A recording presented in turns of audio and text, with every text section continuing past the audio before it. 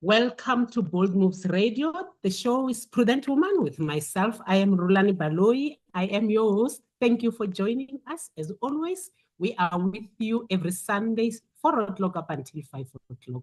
This is Prudent Woman. It's a show that we talk about a whole lot of things that concerns women and even their loved ones, to say, let us get information so that as women, we can take intentional decisions that are backed by information.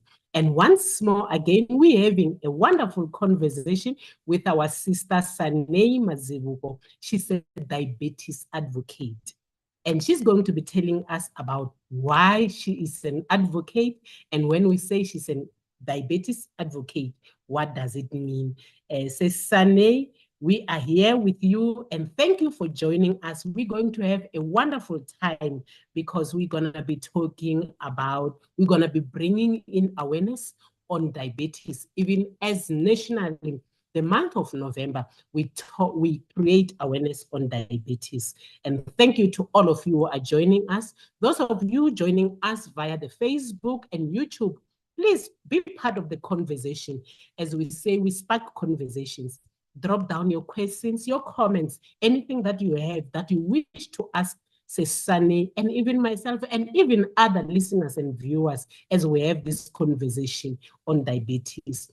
And those of you who are listening to us via the Bold Moves Radio app, please drop down your questions via WhatsApp to 081 358 8745. Let me repeat the number is 081 358 8745.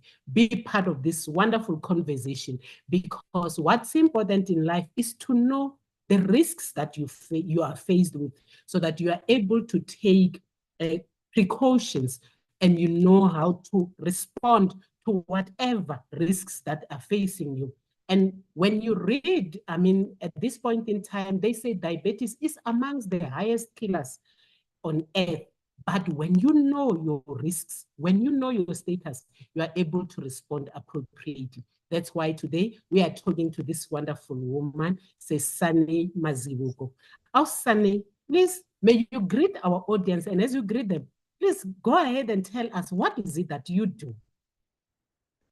Hi, this is Rhulani. Thank you so much for having me. As you mentioned, my name is Sane Mazibuko.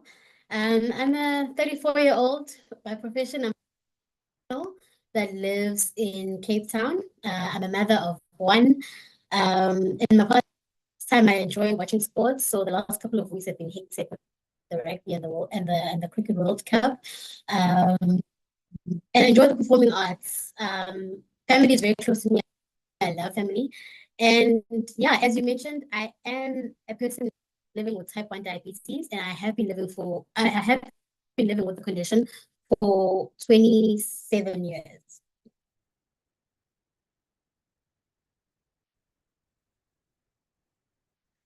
Thank you, Sane. And we are grateful to have you today joining us. And even as you say, you've been living with diabetes for that number of years, we are grateful to have someone who's willing to come and share their life with us and their experience with this condition, so that we can all learn. And even as I understand that you are part of Diabetes Advocacy South Africa, and you will be sharing with us, because I would like to believe there's quite a number of research that is being put in terms of managing this condition and what this condition is all about, and sharing with us all the information that can help us to be able to respond appropriately as we get to know what this condition is all about. Yes, the month of November, we create awareness on diabetes. And there's a lot of things that are being done. You know, I always say, when you look at conditions, most especially health conditions, you cannot say, I know enough at a certain point in time, because researchers go on and on to research about these conditions. And every now and then, there are new things that are discovered. And every now and then, there are new medication, new mutations that comes in place as and when we evolve as the humankind. And in this show, I would like to believe, I invite all of you listening to me, even if you know about diabetes, but there is something that may be new, that may help you to respond appropriately. May I invite you, specifically for someone who have heard about diabetes, but they are not sure what is this condition.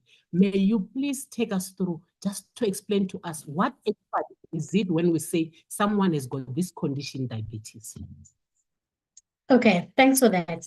So diabetes exists in different forms, right? As I mentioned, I have type 1 diabetes, which means that for me, for me, it's an autoimmune condition, which means that regardless of what I do, there's a certain point in my life where my pancreas just stops working.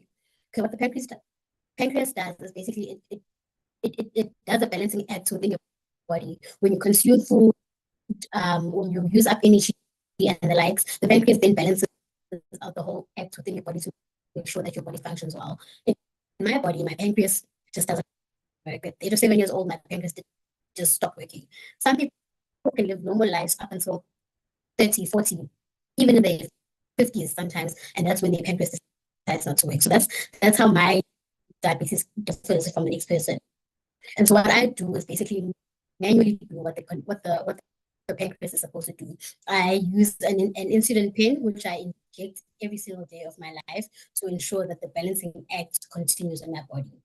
As I said, I've got type 1 diabetes, but there's also people who have type 2 diabetes, which is a little bit different from what I have. Basically, for them, their bodies do produce insulin, but not as much insulin as they're supposed to. And so then their body becomes resistant to insulin. And then their treatment would differ from mine in the sense that those people would typically orally take tablets to help them manage the condition. But treatment is just one element of the balancing act that one needs to do when they have this condition of diabetes. I think you spoke about the SA advocacy group that I'm part of. There's an acronym that we normally go with that's called TEAL, which is TEEL. The first T stands for treatment. Always ensure that you take your treatment in accordance to what your doctor prescribed or your healthcare professional prescribed for you. The one E stands for eating. Ensure that you are eating well, eating a balanced diet, and try and eat. I know, like sometimes when you say balanced diet, people have different versions of what that means. Some people start thinking about a keto diet, a carb-free diet, and so on and so forth. The reality of it is you do actually need all the different food substances in your life in order for you to have a balanced diet. So you do need your protein, you do need some carbs, you do need some fats. Not all of it needs to be bad fat. You do have low fat-free foods and low-fat foods. So try and opt for those options rather than having a meal that's rich in fats and so on and so forth. So that's what we mean when we talk about eating a balanced diet. And then there's also the other E stands for exercise. We encourage for people to have movement and exercise. And by exercise, we don't mean now you need to sign up to the gym and pay fees and whatnot. Exercise can be as making sure that you take a walk every day. It can be a 20-minute walk. It can be just some form of movement is regarded as an exercise. And it can do wonders in helping you balance your body. And then the last letter is L, which stands for, in the case where you are potentially overweight, try and lose a little bit of weight so that you can be able to manage your condition a little bit better.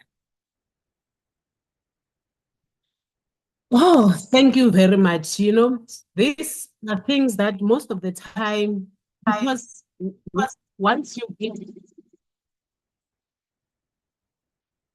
you hear about a condition over and over, and negative connotations are attached to that condition. At times, as human beings, you tend to want to even shy away from understanding what that condition is all about.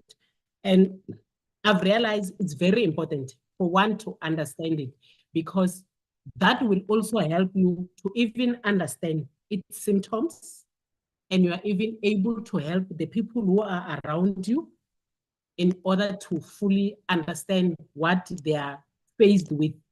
And when you know something, it's easier for you to approach someone who may be seeking help. But if you do not know, it becomes very difficult. You mentioned a bit about diabetes advocacy South Africa and the acronym that you were just explaining to us. But just as an organization, I will want you to dwell more into it. What is it that you basically do within the organization, and how can one who seek who wants help, maybe someone needing support, how should they be, what type of help will they get from you, and how should they access the help? But again, someone who wishes to be an advocate, just like yourself, someone who says, I've lived with that condition and I would like to share my life with other people so that I can help the next person. How will they go about being part of the cases? About this,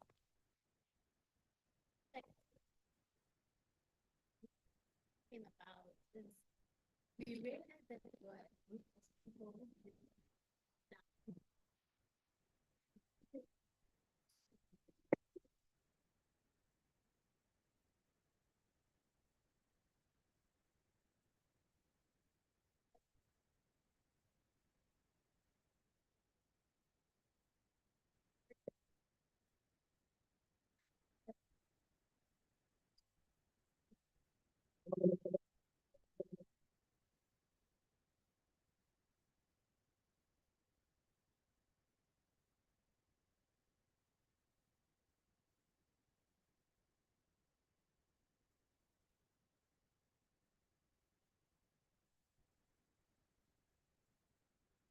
This is because of one.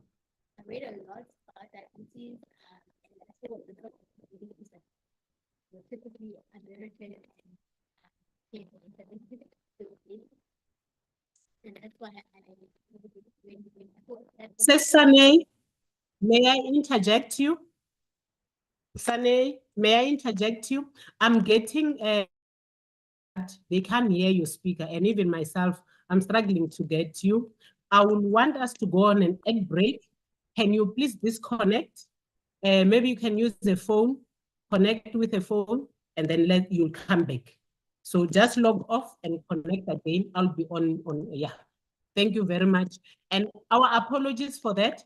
We will go on an egg break whilst she fixes her camera. Gospel Divas celebrating Women's Month. 9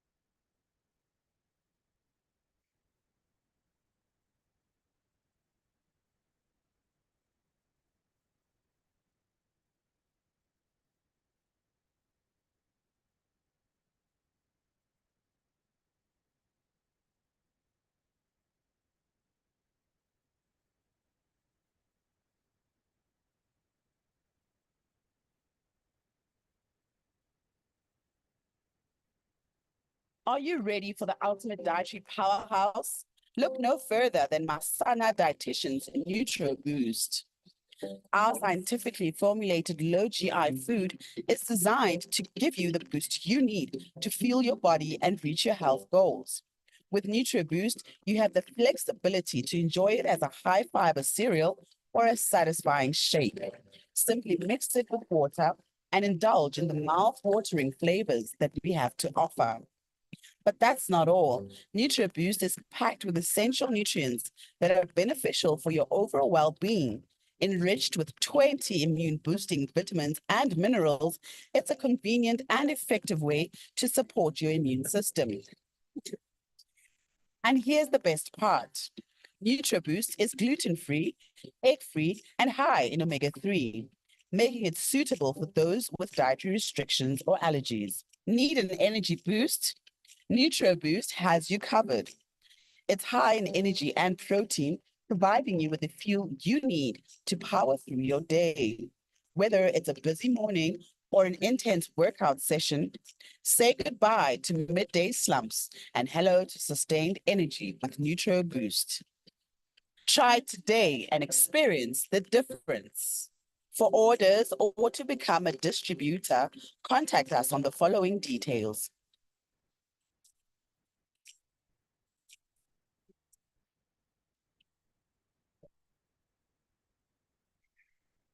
You are listening to Bold Moves Radio. The show is Prudent Woman with myself. I am Rhulani Baloyi. Thank you very much for all of you. And our apologies for that technical challenge. Yes, we had a problem with our sound from our Sane, but I would like to believe it is sorted. Says Sane, may I request that, I think when you were talking about Advocacy South Africa, at time, the audience could not hear you. Even myself, I was struggling. If you can go back to that question to say, what does Advocacy South Africa do? How can I seek for support as a diabetic patient or someone, a loved one who's supporting someone with diabetes?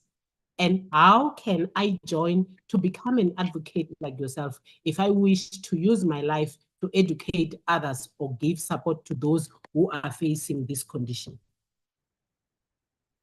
Thank you for that. I hope you can hear me now. Yes, you are perfect. Thank you. So the South African Diabetes Advocacy Group exists because we were a group of people living with diabetes in our own different spaces. And we wanted a community or a space where we could share our experiences, share our frustrations, share our cries, basically, with how our condition is managed in the South African context, and then also have a space to have our voices heard collectively. So that's the sort of the crux of why the South African diabetes advocacy exists. I think when I was personally younger, I wanted a space where I could speak to other people living with diabetes who would understand exactly what it is that I'm speaking about. Because a lot of the context that I used to find was based abroad. So it didn't feel like it was relatable. It didn't feel tangible until a few years ago, we found that there were pockets of us in different parts of South Africa who were in the same space but just didn't know where to voice it together. So that's the crux of where the advocacy group exists, came from. And in order to get in touch with the group and be part of the diabetes advocacy, people are more than welcome to log on to diabetesadvocacy.org.za. There's a contact us tab there where you can fill in your details. Also, the same name exists on social media, so you can send them a DM and you get linked up with the group itself, and also have your stories heard, because it makes a difference when people share their lived experiences on how they're experiencing the condition in the different areas within the South African context, and then we're able to then collectively as one voice come together and say, listen, this is what we're struggling with, this is what we need help with, and so on and so forth. Thank you very much. You've heard for yourself. Diabetes Advocacy South Africa. It is here to offer support. And it's when you are part of these organizations that you are able to realize that I'm not alone. A journey that you walk with other people becomes much more bearable than when you're doing something all by yourself. And of course, we always say in Prudent Woman, when it comes to health issues, it is never the same. Your condition can never be exact the same with the other person, but you share certain things that will be similar, and you are able to give each other support. Thank you very much. And I see on social media, our listeners and our viewers are advising that apparently YouTube today, it seems to be very slow. I got such a comment from a number of people from different areas. If you can all switch back to Facebook, and on Facebook, our page is Bold Moves Radio, you will be able to receive the live streaming as well that side, because it seems like it is not going through on YouTube. They are struggling to be part of the show. And of course, our conversations are always there on the platforms. You can go back and forth and listen to our conversation. And as we say, Prudent Woman, we spark conversations. The 1 hour, it's not enough for us to talk about everything. But once you have heard about something, when you are prudent, you are desiring information so that you can intentionally take those decisions. So it is up to you to go back and make more research on the topics that we talk about, and also to help someone next to you who may be desiring to get more information about this thing. Let us go back to diabetes. What will you say is the main cause of diabetes, if there is such? And how can one reduce the risks of finding themselves with this condition?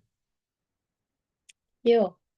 So I don't think there is a typical main cause for diabetes. Like I said, with type 1 diabetes, there's literally nothing you can do to prevent it from happening. If your pancreas is designed so that at a certain point it stops working, it literally just stops working. And then it's up to you to make sure that you manage the condition well after that. But with type 2 diabetes, there are certain things that you can try and do to ensure that you're at a less risk of getting it. For example, people who are more who have gained a lot of weight are more prone to getting type 2 diabetes. People who don't eat a good diet, so if your food is not well balanced, you are more at risk of getting the disease. But also there's been a study to show that it's also sort of more prevalent amongst men between the ages of 35 to 54. So at that age, if you can just maybe try at that point to ensure that your weight is in check, you are eating a bit more healthy. If you are living a lifestyle of constant smoking and a lot of drinking, maybe you want to cut down on those things to just ensure that you are at a less risk of getting that type 2 diabetes. So there are things that one can do. We have a resident dietitian here, Sane, on Prudent Woman. She always says to us, we must never live so that we can eat, but we must eat so that we can live. And it keeps on coming up. You know, when we talk about different health conditions, you realize that the most important element in managing all these health conditions, it starts with your diet. And I wish and I desire that we can take this thing serious to understand why we have to eat, is so that we can live. We are not alive so that we can devour everything that comes before us. And I love what you said. You said it's not about you cutting on carbs. We need all the nutrients. And our resident dietitian always tells us that any diet that says to you, you must not eat something, it's not good. But what's important is to eat in good proportions. When we look at diabetes, you say it yourself to say there are risks that are there and we need to know how to manage them. But another risk that may be there, more especially with health condition, it's inheritance. Can one inherit diabetes? And then should I know that one of my family members suffered from this condition? How should I go about minimizing the risks of me suffering from the same condition? So I think it goes back to my previous answer to say that if you know the condition exists in your family, you do want to make sure that you do cut down on make sure your weight is in check, make sure that you're eating well, and so on and so forth, so that you can cut down the risk of you getting with type 1, it's not necessarily hereditary. Like I mentioned earlier on, I do have a daughter, and I think when I was pregnant, that was one of my biggest concerns, to say that what happens, will my daughter get diabetes? It's not a guarantee that she will get diabetes, but obviously the different lifestyles that we live could lead you into that direction. But so if you know the condition is evident in your bloodline, try and make sure that you're taking better care of yourself so that you're at a less risk. It takes us back again to one of our resident doctors who keeps on saying to us, what's important is for us to always care about understanding the health issues within our family bloodline. And now it takes us there, because I saw that with diabetes, what's important is for you to know your risks so that you can respond appropriately.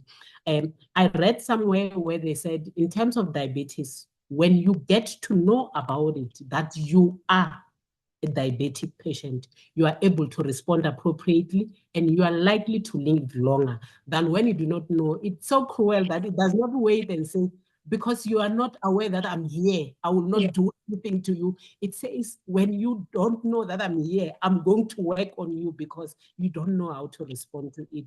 And thank you very much. And you mentioned to us that it is more prevalent between males of the age of 35 and 47. 35 to 54. 35 to 54. And that is the age that most men are more matured, have got more responsibilities. But what I have observed as well with males that are within my family and those that I interact with at work and all other places where we interact, you find that that is their prime stage. And when we talk diabetes, one thing that makes us not to know much about it is because we tend to have a mix around it. The only thing that male will associate with diabetes is that the main switch is no longer working, it's forever off. And it makes them not want to come out and say, I've got diabetes, because they're saying, everyone says the main switch is not working. And I would like to believe it's not so. Because when I go through, when I was doing research preparing for this session, I learned that it can present, this condition presents itself differently to people. So it does not have to be exactly that.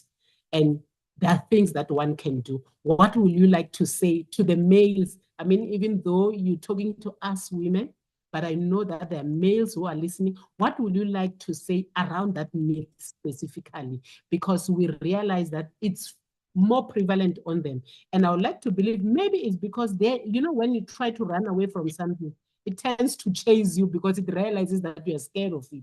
What would you like to say to the males around that? I'd like to say that please remember that you are not an island, right? You don't survive alone. You're not doing this life thing alone. There are people, firstly, chances are you've got family and friends who love you. So when you find that yourself having the condition, please speak out. It's also not a life sentence. Like I said, I've had diabetes for 27 years. And in the 27 years, it's a matter of understanding what the condition is, how your body changes with regards to the condition, and what you can do to manage it better. You will find that when your sugars are generally out of range or are in a higher space than what they're supposed to be, that's when then your internal functions sort of then start collapsing, right? I personally, I'm not saying that I had perfect sugars all my life either.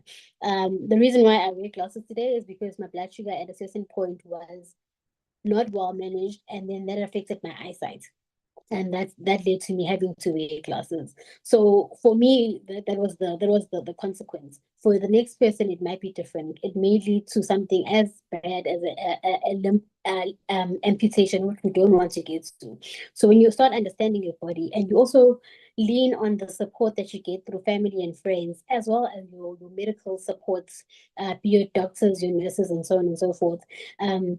And just accepting the condition, just accept that a lot of people actually have the condition in South Africa and abroad, and that you are able to live a long life with it, just as long as you understand. And there are times where um, we call it diabetes stigma, where you feel bad. I personally sometimes feel bad if I find myself getting sick in a space where I feel like I should have known better.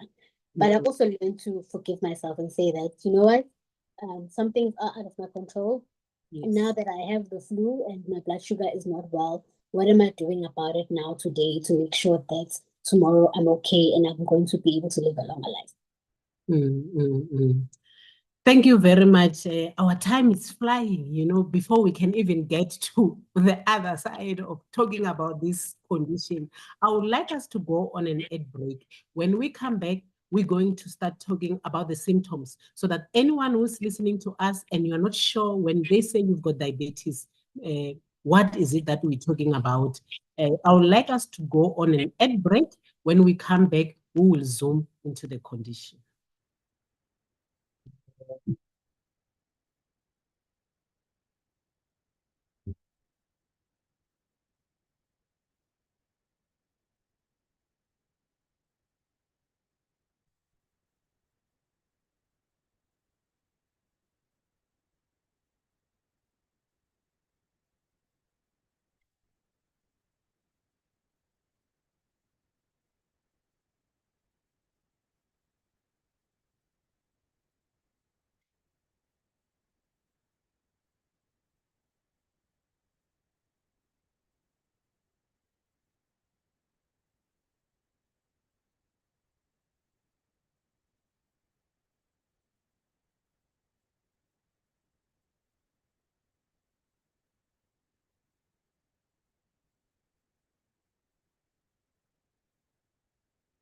You are listening to Bold Moves Radio. The show is Prudent Woman with myself. I am Rhulani Baloyi. I am your host.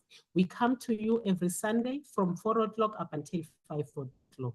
We are here with you and we have conversations with different professionals, with different individuals, women, to advise each other and empower each other with information so that we can be able to respond intentionally in taking care of ourselves and taking care of our loved ones and doing life as a whole. And today, even as the month of November is dedicated nationally on creating awareness on diabetes, we are talking about diabetes. We have with us Sane Mazibuko. She is an advocate for diabetes. She is sharing with us her experience as a person who's living with diabetes for more than 20 years. And again, as a person who's working in this organization to create awareness and as well as provide support for those who are suffering from diabetes. So we'd like to say, if you are suffering from diabetes or you have a loved one who's suffering from diabetes, you do not have to do this thing by yourself, but there are a whole lot of other people who can share with you. Hold your hands, share the information that's out there on how to be able to successfully manage this condition. With medical science, things have developed, we appreciate medical science because there's a lot of research that goes in on all the different conditions. And we've learned those who are aware of the conditions that they're suffering from, they tend to live longer than someone who's living in the dark, who do not know what they are suffering from. And before we went on an ad break, Sesane shared with us about what they do as Advocacy South Africa. But now we want to now dwell into how do I now say I've got diabetes? What are the symptoms that may present themselves that I should start worrying and go out and seek for help to find out my status?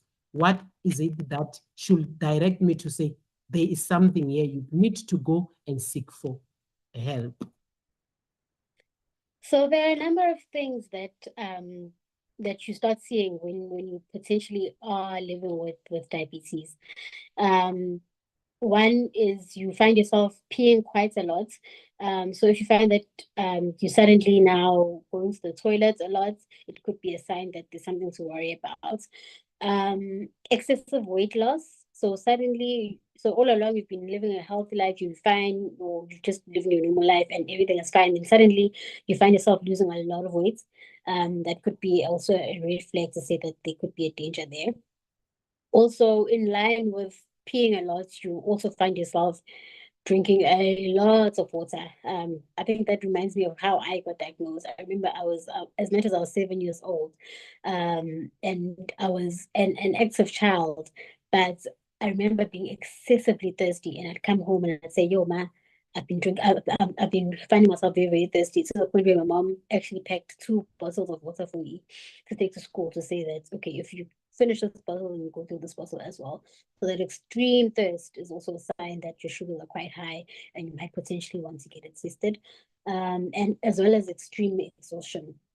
So if you find yourself presenting with these symptoms, maybe it could be over a long period of time. It also could just be as simple as just within 1 week. Just get yourself tested. And ideally, you would want to go where you have not eaten anything. So maybe first thing in the morning, you will get your blood test, blood work done, and the doctors are able to do sort of like a trend analysis to say, in the morning before breakfast, your blood sugar should be within a certain range. I think it's 4 to 7. That's where your sugars should be when you are not in a red zone. If you find yourself being outside of that, normally higher than that, it could be a sign that this could be a little bit more serious and you need to get professional help. Thank you very much. And what I get there, it's one thing that's very important. You do not have to wait. It does not have to be over a longer period of time. Yes. And I think with a lot of conditions, doctors keep on advising us that you don't have to wait and say, no, it's just for this week because it's odd. But as and when you find that you are doing something that is abnormal to how you used to do things, that must be causing a cause for your concern. But, because technology has advanced, I know that those machines that checks your blood sugar and all that. Will you advise a person who is worried on their behavior to make use of those before the medical doctor? Or you will advise that should be a monitoring tool once now you know your status? I think it's safer to use that as a monitoring tool, because also if you give a person that device and they not really sure of what to look out for, how to use it, I think it would bring you more anxiety. So first, get it first tested and get the testing done first by a professional first, and then thereafter be able to get that monitoring device. And they're easily available at the different pharmacies that we have. Price range I can't speak of right now because I don't know it off the top of my head. But also ideally, once say now you've been diagnosed with diabetes, it's very important that you are aware of how your sugars are throughout the course of the day. So ideally, if you've got a monitoring device where you're able to prick your fingers, there's certain times in the day where you should be checking yourself to ensure that you are managing the condition okay. First thing when you wake up in the morning, you're supposed to do a finger prick test to see where you are. Before breakfast, you're supposed to also do a finger prick test. 2 hours after breakfast, you're again supposed to check your sugars, how your sugars are doing. In that way, you're able to see your relationship between the medication you're taking and the food that you're eating for breakfast. Before lunch, you're also supposed to test your sugars again to also again see, in preparation for whatever you're about to eat, how much insulin are you supposed to take? How are you? Because remember, you are able to adjust your insulin in preparation for the meal that you're about to have. So, and also in line with how active your day is. A few months ago, I went through a phase where I was quite active during the course of the day. And in that, I was needing to inject myself a little bit less because I was more active. And I think also my food intake ratio was a little bit off. I think if my family is on the line, I think my aunt experienced it with me in July, where in the early mornings my blood sugar was dropping a lot because I was more active in the day, and I realized that I needed to then adjust my insulin accordingly so that I'm not dropping as much in the morning as before because I was finding myself more active. Again, constant checking your sugars. I know it's tiring, but it's the things that you need to do in order to make sure that we're okay. And then also in the tightness of all of that, we are also experiencing what is called diabetes burnout, where you just don't want to know anymore. You're just so tired of the finger pricks and so on and so forth. When you go through that, please don't beat yourself up. Yes, it's a period that we all experience as people living with diabetes, but also speak to someone who's going through that, because maybe all you need is just a little encouragement from a friend and family, say that okay, maybe for today let's not test the sugars at all and let's try again tomorrow. Let's get back on track tomorrow and start again. It's okay to go through those emotions. Every single person living with diabetes has gone through it. The only problem is don't dwell in it. Go through it, yes, but don't stay in that period of being in denial and so on and so forth. The more you know, the better you're able to manage the condition for yourself. And that's the reason you need support, Yes. because as you say, with what you are saying now, it says to me it's very difficult to effectively manage this condition. And I think one way or another, most of us have experienced a loss of a loved one due to diabetes. And most of the time you find that it's not because they didn't know that they've got diabetes, but at times they give up. I didn't understand how come, you hear someone saying, no, I no longer want to do anything, or they their sugars keeps on dropping or keeps on rising and all these things. And you find that they give up. I now understand it's because when you have diabetes, to effectively manage it, you need to monitor yourself. And something that we were all supposed to do, it should not only be someone suffering from diabetes, but all of us, you're supposed to know how you are, and you get to know yourself health-wise, how your body functions, and also monitor yourself in terms of the strain that you present to yourself. And what I'm getting from you, Sane, is that when you change your patterns, either in terms of work and all that, it also affects your status and how your sugars will work, So it's a lot of hard work that must be put in order to effectively manage diabetes. And as you say, you tend to be burnout. It says when you have a loved one who's suffering from diabetes, you also need to be present in their lives to help them to manage their condition, because sometimes I can be doing some work and I'm not aware that I'm putting myself under a lot of strain. Then when you have someone who is closer to you, those are the people to remind you to say, no, I think now we are under a strain. You say you were with your aunt, then I would like to believe it was much easier for your aunt to say, your blood sugars, it seems something is happening, and you are able to start now effectively manage yourself. I will want us to go on an ad break. When we come back, Sane, you said you've got type 1 diabetes. And I see someone is asking, oh, so that type for diabetes. If you can take us through the other types, even though it will be, just in a summary form, just to highlight to us what are the other types so that we can understand, even as we continue with our research, to know this condition so that we can respond appropriately. I will want us to go on an ad break. When we come back, we will talk on the types for diabetes.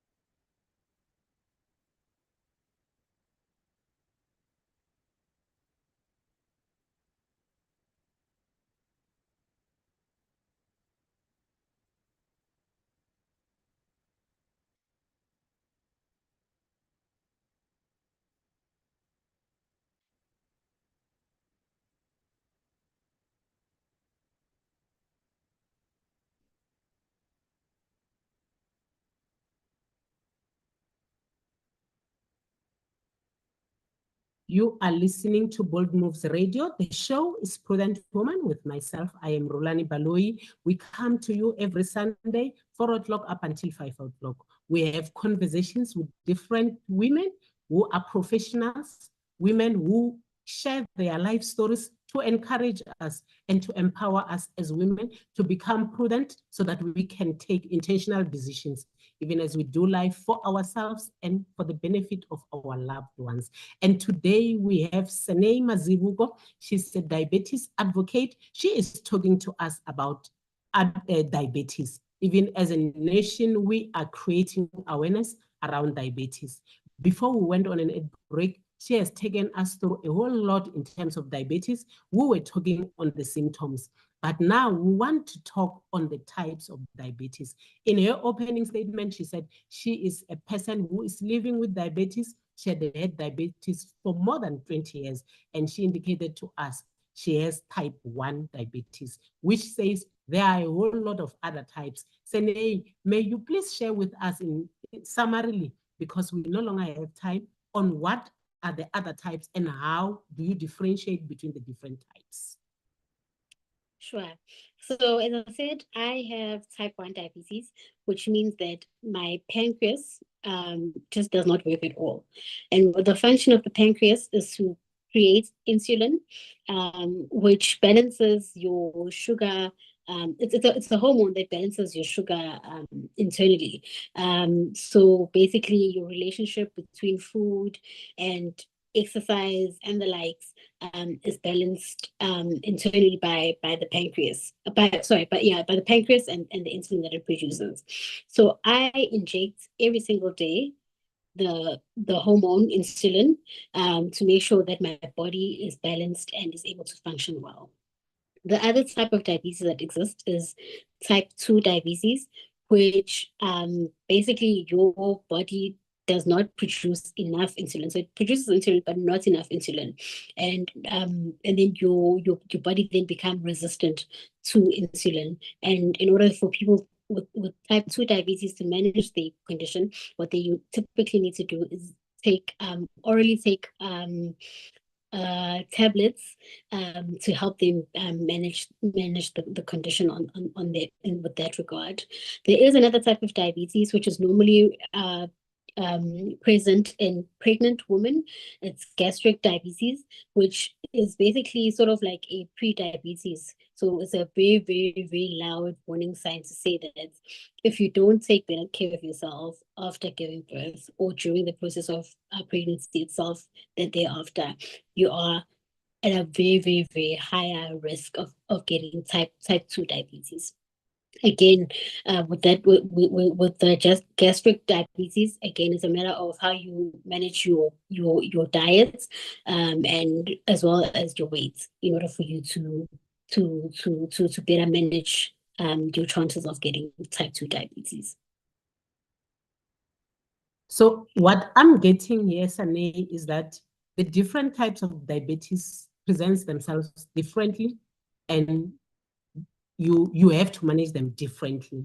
That takes us back to the question we asked you. I would like to emphasize on it because sometimes that's what we tend to do. When you see these symptoms that she spoke about, drinking a lot of water, urinating a lot, wanting to do it on your own, going and get the gadgets just to test yourself, then you may not be able to know which type of diabetes you have. But should you go to a medical practitioner, they're able to let you know what is it, and you are able to respond appropriately, because we hear from her that they present themselves differently and you have to do different things. So let us not stay back and say, I've checked myself, it's just the sugar level, my sugar level just keeps on going up, and this is what I can do. But we're drawing very close to the end of the show because time is not on our side. But I would like to ask you, Sane, we are a group of women, and most women, we take care of our families. Can a child, or at what age can a child have diabetes? The reality of it is a child can literally be born with diabetes. Like I said, if your pancreas is not working at any given time, you can have diabetes. And I think or I was diagnosed at 7 years old. And I know for a fact that my parents were in denial about it until I was taken to a diabetic clinic where we saw children born with diabetes, children as young as 2 months old or even 2 years old having the condition. So at any point, if you are supposed to have type 1 diabetes where your pancreas does not work, age does not points you are able to get it. So even children, as young as they are, they can have diabetes. More reason for us to know the symptoms, because as a child, they are not aware of their surroundings, but is the caretaker who should be able to bring forth all these things to say, maybe I need to take my child to go and see a medical practitioner. And we've learned from Prudent Woman that, when it comes to seeking for health advice or assistance, going to a medical practitioner, you need to be able to describe the symptoms that are presenting to yourself, which says to us, Prudent Woman, let us care about ourselves. Let us observe ourselves, not to say we must be obsessed with diseases, but just get to know your body, get to know your loved ones, and be able to initiate that need to seek for assistance. And before we draw close to the end, I would like to ask you, Sesani, being someone who is working with people with diabetes and yourself having diabetes, as a woman, what will you advise to me to say, what will a person who has been diagnosed with this diabetes, what type of support will they seek from me so that I know how to respond to it, more especially around the myths that we spoke about? Because at times, because of lack of understanding of these conditions, even ourselves, as I seek to assist, I aggravate the problem than for me to help. What is it that you think is the main support which someone who has been diagnosed seek from me as a support system? I think something that's very important is that even if a person has been now diagnosed with diabetes, remember that a person is a person first. So just because now I have a condition does not mean that the things that people go through, I must not go through. And again, the relationship with food plays a very, very critical role in managing diabetes. We I think as Black people, we have this thing of saying that now because you've got diabetes, you can't eat this, you can't eat that. Listen, I still eat things that contain sugar. It just means that I must be more wary of them and not have them as much as the next person. So as also as I think as mothers, as the woman role in the home, we also play a big role in the kind of foods that we ensure that our family consumes. So once a person is diagnosed with diabetes, don't now change their diet so that it's bland. So now you're not adding any salt, you're not adding anything, you're just giving them boiled food and nothing else. They are a person first, so we need to try and make sure that we adjust our eating ways so that it is a bit healthier, but it's still nutritious and it's also still tasty and delicious. So don't deprive people with diabetes of food in general. Just like make it still interesting so that they also don't, because now if you're gonna change it completely, chances are the person is going to rebel against it and go ahead and eat the things that they are not supposed to be eating at all, just to prove your points. So that role that we play in that regard is very, very important. And how we speak to people also is very important, because you don't want to make a person feel like they are no longer included in family settings, in conversations. If a person starts coughing and you say, hey, but you've got diabetes, you mustn't do this, you mustn't do that, try and understand what the person is going through. I always say that as much as the diabetes community, including our healthcare professions, always tell us that we're supposed to have sugars in a certain range. We mustn't also over obsess about it, because sometimes the reason why we are not having our sugars in a certain range is because there's another problem that we're dealing with that we're not understanding. I remember in my teenage years, going through hormonal changes was the hardest because I didn't understand the changes that my body was going through. So my sugars were not balancing or were not in range quite a lot during that time. Until I started having conversations with my doctors to understand a bit more what the changes my body is going through and how I can manage myself better to go through those changes. I still go through those challenges now. The menstrual cycle is very, very difficult on the body, and those changes I now know how to adjust my sugars, how to adjust my food, so that I don't suffer a lot during those phases. So as women, if we can just listen to our family members and ourselves, our bodies as well, to ensure that we're able to take better care of ourselves. Yes, we need to care about the numbers of where our sugars are, but we also need to understand the crux of the changes that we're going through, work stress, family stress, whatever the condition is that we're going through at the time. If we understand that better, it will automatically sort of almost automatically result in us being able to better respond to those changes through our bodies. Thank you very much. It says to me that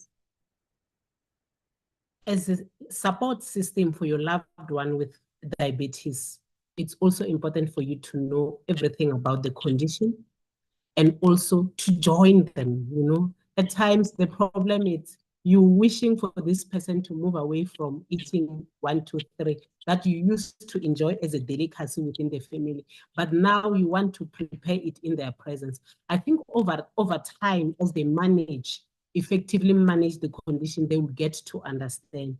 But maybe there are sacrifices that we need to make as family.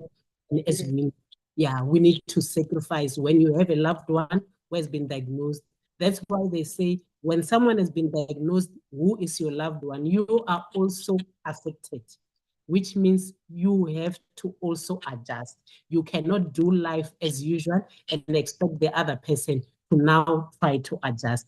Thank you very much, Sis Sane. You mentioned that you are with Diabetes Advocacy South Africa. I see someone asking here, are they in all provinces of the country, or they are in certain provinces? And if they are not there in a province where one is, how can you be able to reach them? So the community exists online. We exist online, and within the different areas in the country, we are trying to set up supports, and the support primarily exists through WhatsApp groups, right? So as we mentioned, this coming week is International Diabetes Awareness Week. So the 14th of November is International Diabetes Day, where we are running a campaign where we say we hashtag wear blue for diabetes. So in your schools, work, etc., if you could wear blue in support of diabetes, that's what we were driving for. But in terms of support in the different areas, the support exists primarily online, and then we do have different groups in different areas. Off the top of my head, I know there's a group in Cape Town, Durban, Free State, as well as in Gauteng, and those different areas are having a picnic this Saturday in different areas in the different provinces. But we love for the reach to reach all 9 provinces. So if you are in a space where you feel like you are able to sort of be the touch person, please do reach out. Again, the website is sadiabetisadvocacy.org.za. You can click on the contact us tab, fill in your details, and then somebody will be able to get in touch with you. Thank you very much for that information. So they are reachable everywhere. You cannot say that they're not in your province. When people are available online, they are available for all of us. So you cannot sit in your corner. There's a support group that will help you on how to effectively manage this condition. So thank you very much for this awareness. We no longer have time. As I said, Prudent Woman, we kickstart conversations. 1 hour is not enough to talk on a condition and exhaust everything. As you bid the audience farewell, I would like to invite you to say anything that you want us to know about diabetes that we never touched on, most especially as we go into the week where we are creating awareness on diabetes. Firstly, thank you so much for this time that we've had. And I think my parting shots with regards to diabetes is that, again, you are a human first before you are a person associated with the condition. Please take care of yourself holistically in everything that you do. Don't suffer alone. There is ample support available. If you can't reach the group itself, I've always opened up my social media to say that feel free to drop me an inbox, a DM, whatever the case may be. It's the Sane Diabetic on Facebook as well as on Instagram. Reach out, and if you and I will also direct you in a direction where you are able to get support. Never suffer alone, and also whatever the issue is in your space with regards to diabetes, you are able to make a difference on your own. For me, support for children with diabetes is the biggest one because I felt quite alone in my journey with diabetes as a child, and I'm always willing to help a person who needs support with regards to where children are concerned. So don't suffer alone, and no matter how small it may be to you, it's important. Speak out about it. We will give you the support you need. Thank you very much for coming through. We have learned a lot from you. And the message that is very key is for us to know that you need not suffer alone. And for us as women is to know that our loved ones who are suffering from this condition need us more than anything because they need support. It's not a simple journey. It's very difficult for one to go on this journey all by themselves. So thank you very much for being with us. We had a wonderful time. I would like to believe you also had a wonderful time. Information can never be enough. Thank you for joining us. And once more, we are with you every Sunday from 4 o'clock up until 5 o'clock.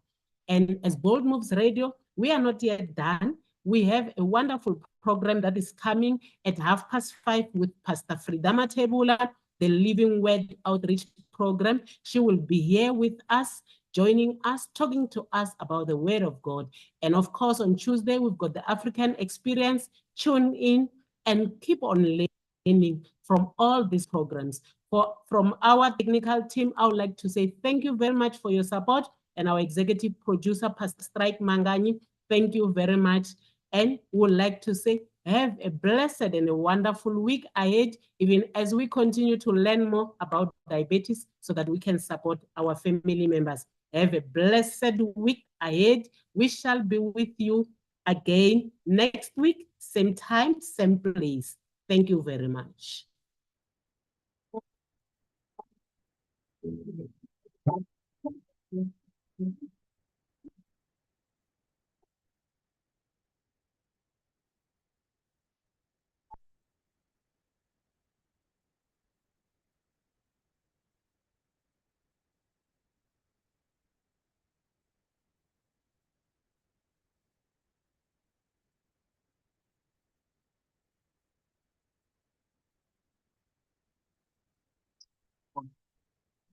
Streaming 24/7.